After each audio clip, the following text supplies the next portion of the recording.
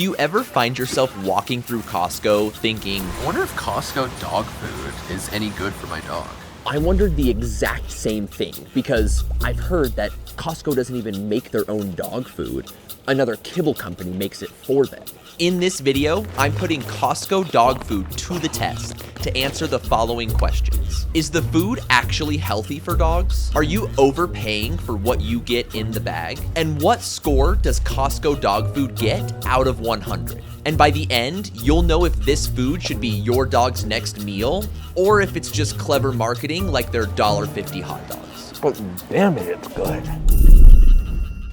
I spent the last 2 weeks completely revamping how we judge dog food. And I'll explain why at the end, but this new system is evidence-based and it shows what the actual experience of feeding the food is like. I mean, look at this Costco document here. It is 34 pages long. And if I'm being totally honest, I have no idea how different brands are gonna score in this new system. I've never put a brand through this new pet food calculator.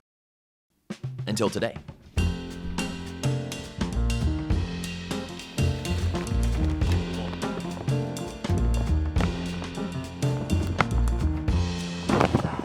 This bag has a ton of crap on it, as well as some important things. Let me show you what doesn't matter. First up, we have super premium. What does this even mean? Why not make it super, super extra premium? Does not mean anything. It's not a regulated term. Where is made with real lamb? Is it even on here?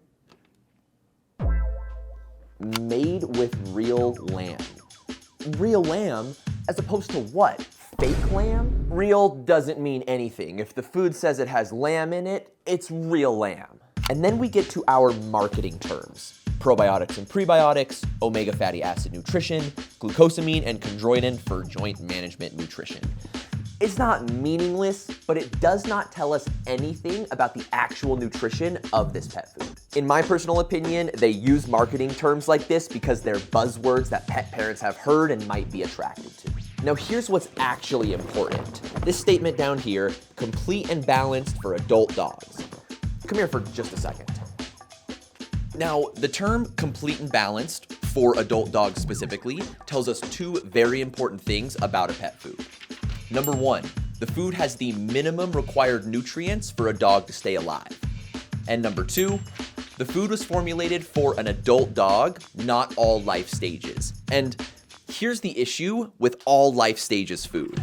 As dogs age, their nutrient requirements change. At a few months old, their nutrient requirements are way up here because they need a ton of energy to support that rapid growth. Once they become adult dogs, the nutrient requirements drop and sort of plateau for maintenance. And then as dogs become seniors, they may stay the same or even have a slight dip in total energy requirement. So if I need to formulate food to meet all three of these life stages, I have to basically make puppy food because puppies have the most demanding nutrient needs. And when you formulate puppy food for adult dogs and senior dogs, you end up with many nutrients in excess for those adult and seniors, which isn't necessarily toxic, but it isn't ideal. Luckily for us, Costco formulates this specific line of food for adult dogs. Another vital aspect of pet food is the guaranteed analysis, but this crap right here that says crude protein is not what we need. We need to convert these crude values to what we call dry matter. This gets pretty complex, so we've gone ahead and figured out these values for you. Once we have our dry matter values, we can see if those values actually line up with the current pet food recommendations. All right, class, time to take attendance. Protein. Here. Fat. Here. Fiber. Here. Calcium and phosphorus. Calcium and phosphorus. Where are they? That's right. Calcium and phosphorus, one of the most important aspects of a pet food, are nowhere to be found on the bag. I need to double check the small animal clinical nutrition textbook to find the recommended amount of calcium, because calcium is not one of those minerals that you want to be way above the recommended amount. Here on page 113, in the bottom right corner, it says that for adult canines and felines, 0.6% calcium on a dry matter basis is the minimum recommended amount. We have a problem here. So I have 2 pages open. Left side, Costco adult dog chicken, the super premium recipe. The calcium says 1%.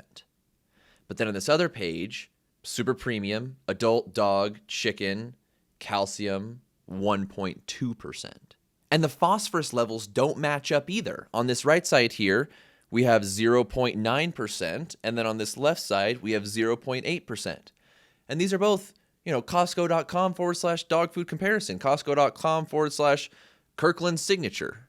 And it gets worse because if we're looking at the lamb recipe, which is the bag that we bought here, first of all, on the left side, they don't even show the calcium and phosphorus levels. It's just blank.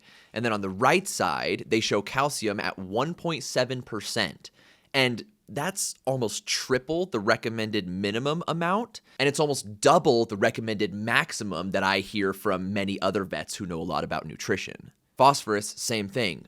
A lot of veterinarians are recommending phosphorus not be higher than 0.8%. They're coming in at 1.2%.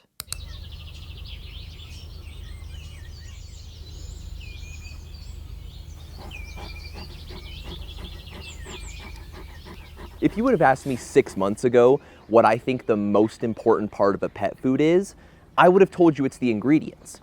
Now, I think that there are many different parts that make up a good pet food, but the ingredients are still important, so we're gonna talk about them. And boom, here they all are. There's like 1,000, so we're gonna try to make sense of these very quickly. If this is not your cup of tea, no hard feelings, you can skip to this timestamp right here for the next section. The overwhelming majority of our list here is going to be these blue ingredients, and those are our vitamins and minerals and other ingredients designed to help complete the food and make sure it has all the nutrients that our dogs need. Then we have our stuff in purple. These are going to be those marketing terms on the front of the bag. Probiotics and prebiotics are going to be all these fermentation products and hard to say words. And then for the hip and joint support, we have the glucosamine as well as the chondroitin. In green, we have our carbohydrate sources, that is vegetables, fruits, grains. Now you'll probably hear many people say that grains are fillers, and that kind of makes no sense. Filler means provides no nutritional value, and grains might not be the most nutrient-dense food on the planet, but they certainly provide nutrients along with essential fiber. Fiber is what gets your dog to poop and helps express those anal glands, so hugely important. The ingredients in black, dried chicory. Is it chicory root? I'm not really sure where to classify those. We'll call those miscellaneous, but no big issue here. Next up comes our protein sources in orange. So at the top of our list, we have lamb and lamb meal. People make a big hoopla about meat meals. I used to be one of those people. I don't really think about it that way anymore. I kind of look at meat meals like protein powder for humans.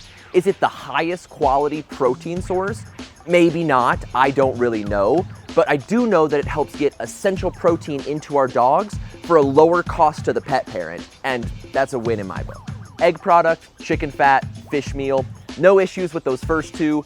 Fish meal is a little bit concerning. This is what we call a generic meat, and a generic meat means you don't know which type of fish it's gonna be, and they might rotate the fish. So it's especially hard for dogs with allergies. But that's not to say fish meal is toxic by any means. And lastly, we get to our red flag ingredients, and there are only two. They are peas and pea flour. These are what we call pulses, or legumes, and the issue is that these might be tied to DCM, that deadly heart condition you might have heard about in dogs. The verdict is still out, more research needs to be done, but because we don't know the safe level of legume consumption in dogs, these do have to fall into the red flag category. This food is obviously kibble. It's these tiny little brown balls of complete food. It's super easy to feed. You cut the bag open, scoop, and serve. Storage-wise, you just want to make sure you store the food in an airtight container like this. But here's the deal. You don't want to dump the whole bag of kibble just straight into here. You see on the back of the bag here, this little green square? This has two very important details. Number one, it has the expiration date. That's going to tell you how long this bag is good for. Number two, it's going to tell you the lot number. The lot number will tell you if there's ever a recall, if your bag is involved in said recall, which is hugely important. I was also really worried about how big this bag is because, I mean,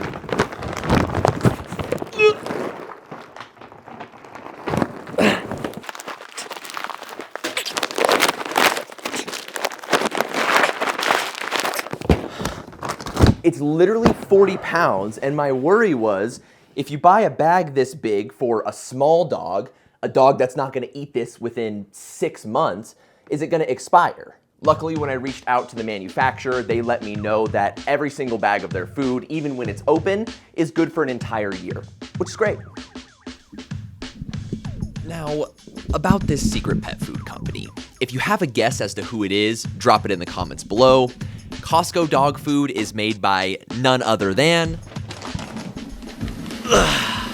Diamond Naturals Pet Food.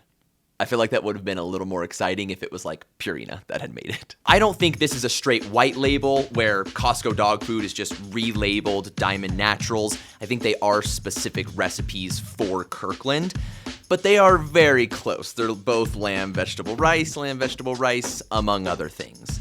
But I think that begs the question, who's actually formulating these recipes? After talking with Diamond and Costco, here's what they said. All of our recipes are developed by a team that includes Board-certified nutritionists, veterinarians, research and development, product development specialists, and PhD scientists. This sounds good, but to better understand it, we need to look at the pet nutrition knowledge hierarchy, otherwise known as PNKH. God, that's horrible. On the y-axis, we have pet nutrition knowledge, and then on the x-axis, we have professional title. On the very left side of the graph, this is where your average pet parent is. Next up comes the certified canine nutritionist. This is what we used to call ourselves. It's basically just a 4 to 8 week course. It's $750. You read some stuff in a textbook, you submit some papers, you get grades back. That's about it. Next up comes the bachelor's degree, which is supposed to be BS. That includes things like biology, biomedical sciences. I'm about halfway up this bar at the time of recording this video. Then comes the master's in animal nutrition. The master's degree is followed by the PhD. After the PhD comes the veterinarian. And the only two titles that come after the veterinarian are the vet tech, that's board certified in nutrition, and the board certified veterinary nutritionist. A board certified veterinary nutritionist is pretty much the gold standard. And Costco dog food falls about here on our scale. They said they had vets, PhD scientists, and board certified nutritionists, but it is important to note that none of those are board certified veterinary nutritionists.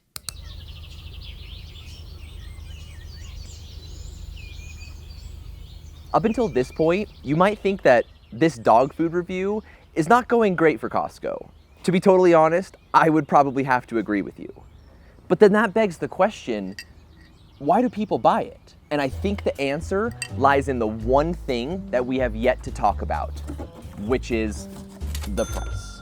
For a 40-pound bag, it's gonna cost you $50, which means if your dog weighs 25 pounds, it's gonna be $16 a month. If your dog weighs 75 pounds, it's gonna be $36 a month. And if your dog weighs 125 pounds, it's gonna cost you about $57 a month to feed Costco dog food. In my opinion, this feels like an okay or slightly less than okay dog food.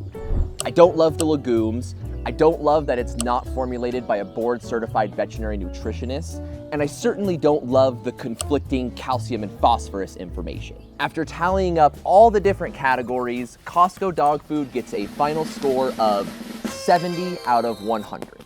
Now, if you feel like this dog food review contradicts some of the things we've said in the past, you're right. This video right here is gonna tell you exactly why we left the same holistic pet industry that we helped build, and believe me, the reasons will shock you.